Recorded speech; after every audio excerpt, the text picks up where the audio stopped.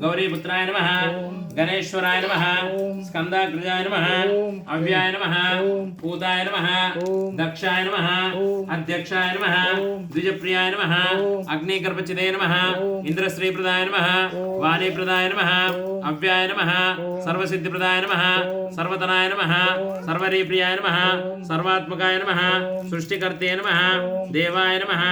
अनेकार्चिताय नमः शिवाय नमः शुद्धाय नमः बुद्धिप्रदाय नमः शांताय नमः ब्रह्मचारिणे नमः गजाननाय नमः द्वैमात्र्याय नमः मुनिस्तुताय नमः भक्तविघ्नविनाशनाय नमः एकदन्ताय नमः चतुर्बाहवे नमः चतुराय नमः शक्ति संयुक्ताय नमः लंबोदराय नमः शूर्पकर्णाय नमः हरये नमः हेरंबाय नमः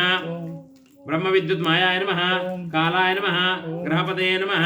कामिने नमः सोम सूर्याग्नि लोचनाय नमः पाशांकुधराय नमः